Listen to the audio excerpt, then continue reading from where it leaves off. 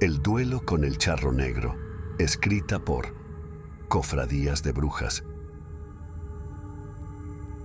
La hacienda, conocida en el pasado como Rancho La Castilla, no siempre fue una fábrica de embutidos y quesos, aunque ese giro era la actividad predominante.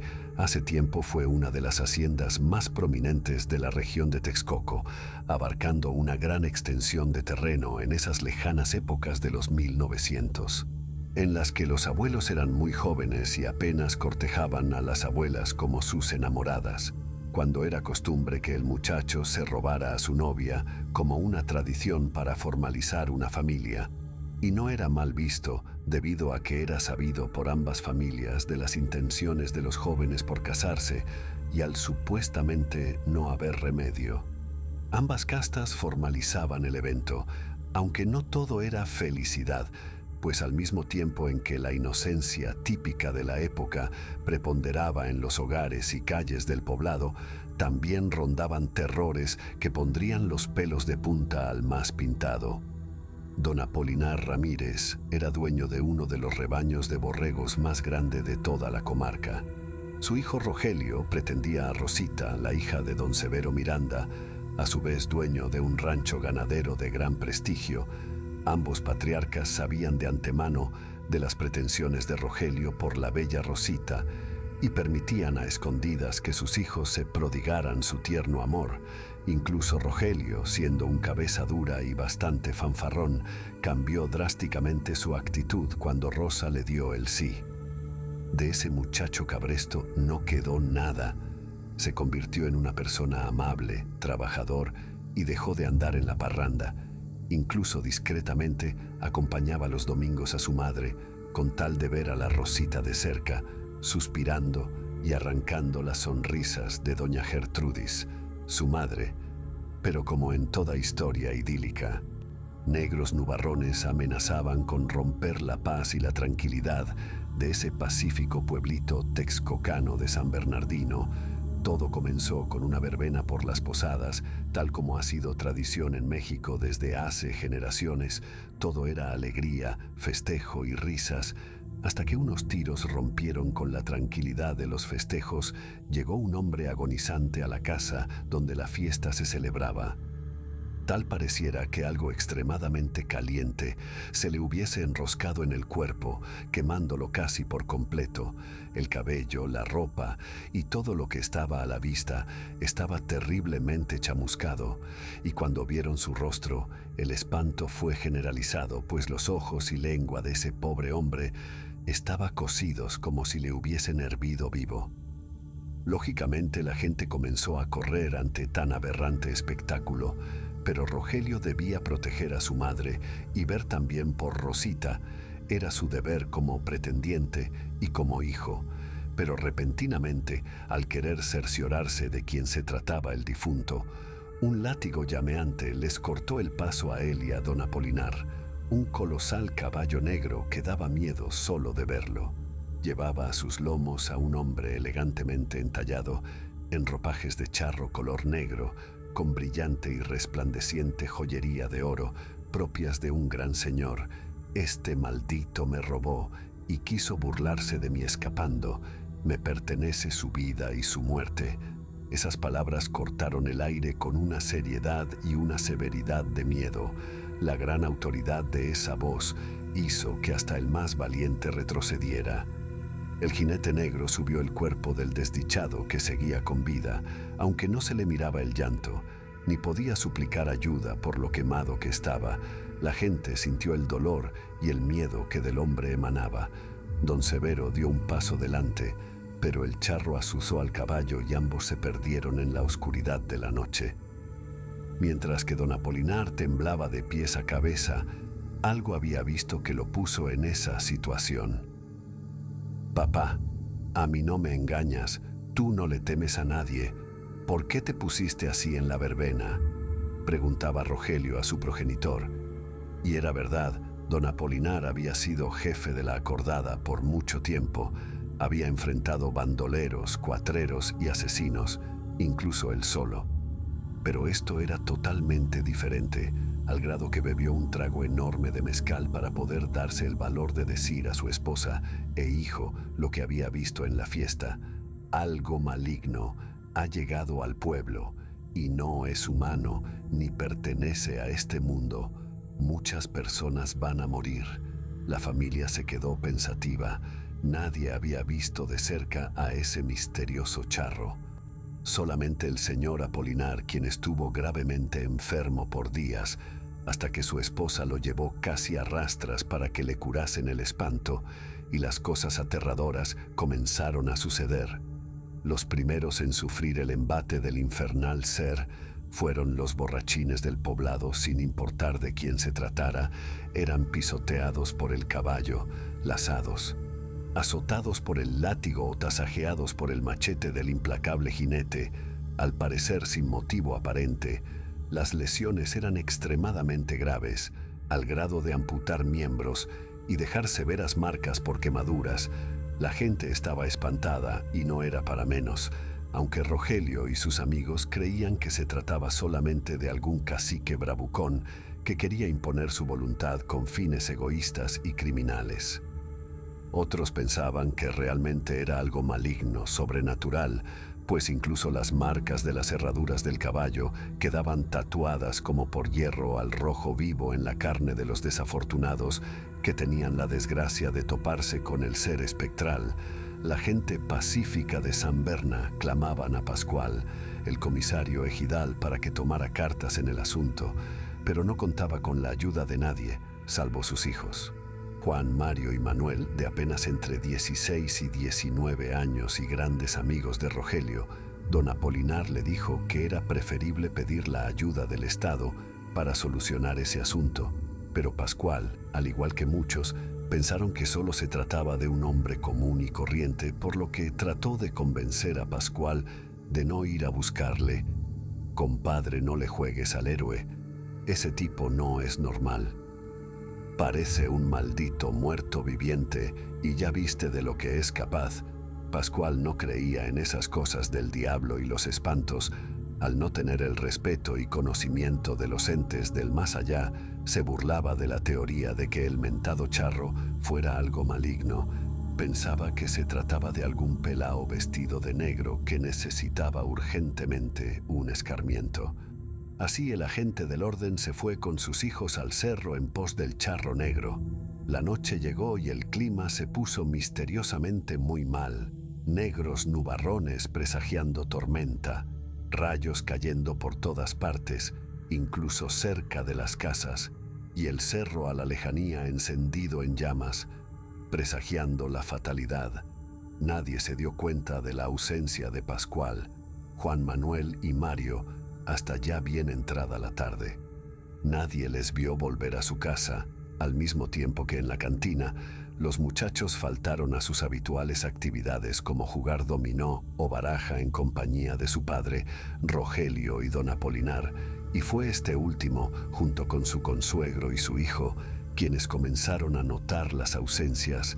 «Rogelio, no he visto a mi compadre ni a sus chamacos desde antenoche, que se les metió la locura de buscar al charro». Un vuelco al estómago le dio a Rogelio y un terrible presentimiento de que algo terrible había sucedido con sus mejores amigos. Tomó a su mejor yegua, la centella, y se enfiló en dirección al cerro. No le importaron los rayos o el clima tormentoso. Esos muchachos habían crecido junto con él y eran como sus hermanos. No tardó mucho en encontrar una pila de algo que aún humeaba, pensando quizás que se tratarían de vacas alcanzadas por los rayos. No dudó en bajar de lomos de su animal, hasta que acercándose más, notó con horror que se trataba de Pascual. Juan, Manuel y Mario estaban totalmente carbonizados y aún montados en sus caballos, como si un fuego descontrolado y abrasador les hubiese incinerado hasta dejarlos casi en cenizas.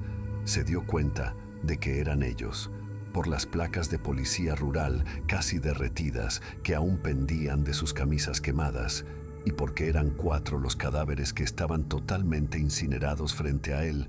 Estaba a minutos de amanecer.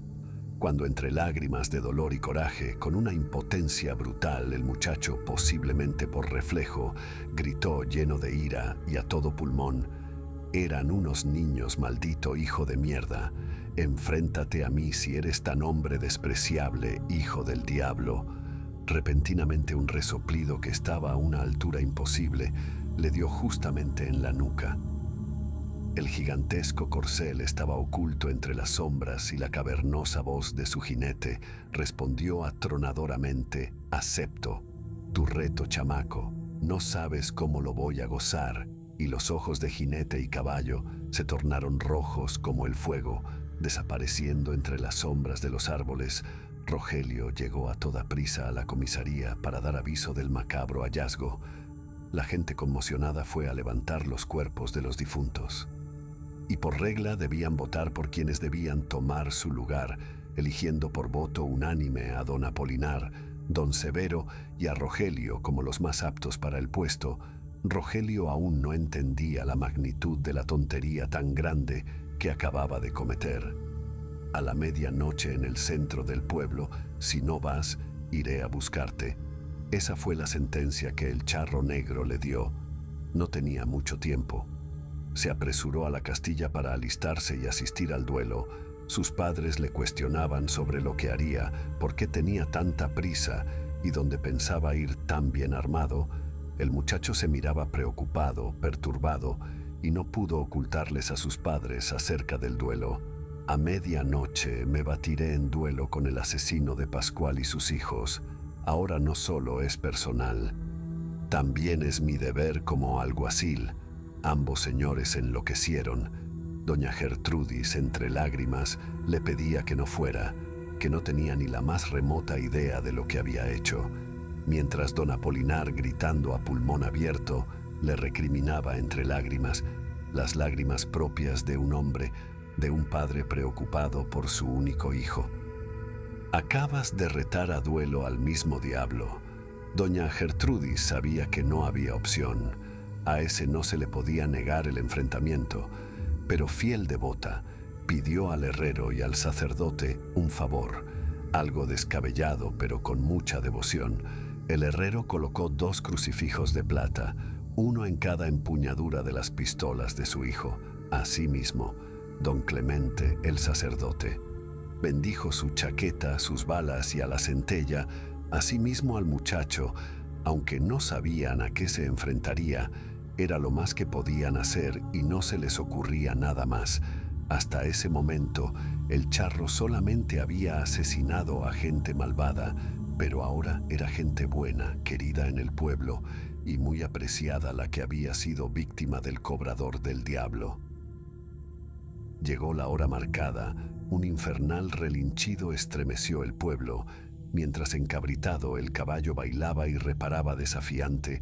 Al chocar de sus herraduras, el suelo no solo se estremecía, chispas incandescentes salían de ellas y el piso quedaba con la marca quemada de donde se postraba el mostrenco, mientras el charro buscaba con la mirada a su oponente.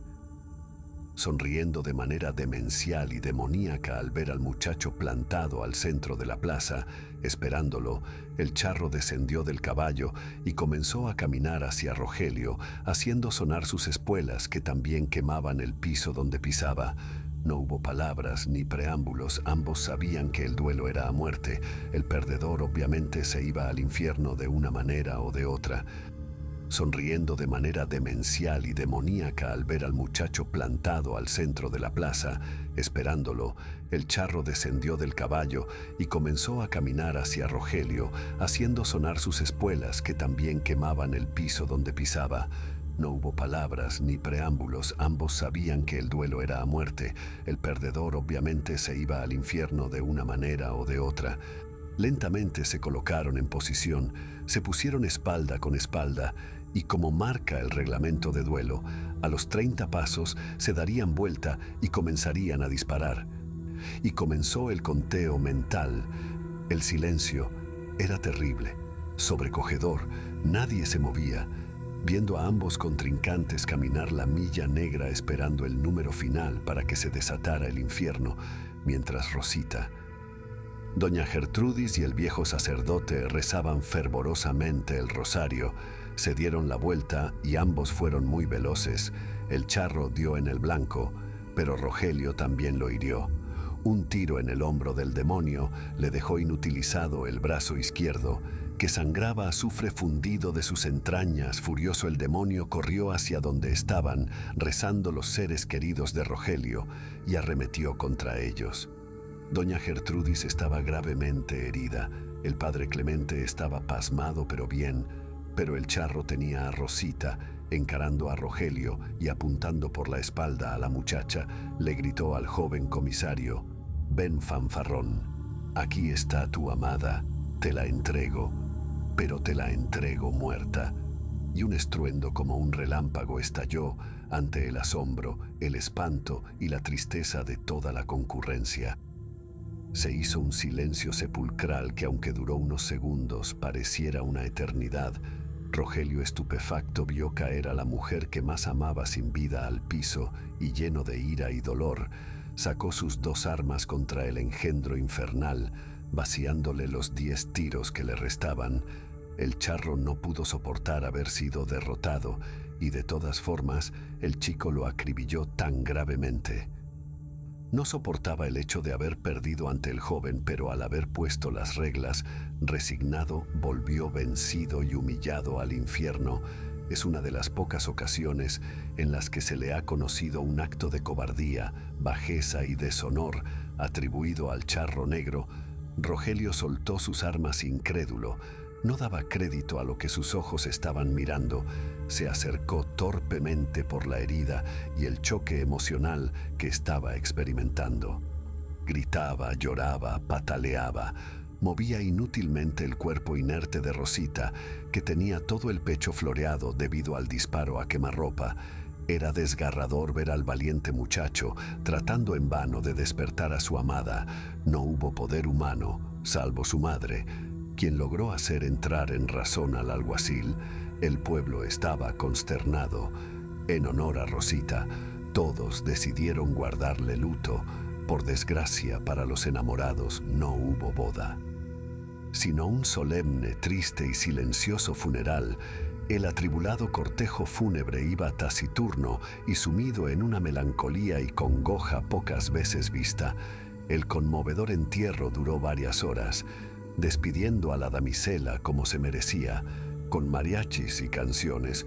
San Bernardino no supo nunca más del charro negro y se convirtió nuevamente en un pueblo pacífico y tranquilo, donde los abigeos, salteadores de caminos, ladrones y criminales temían ir, pues sabían que allí habitaba Rogelio Ramírez, el comisario que pudo vencer en un duelo al mismísimo diablo en persona, al demoníaco charro negro.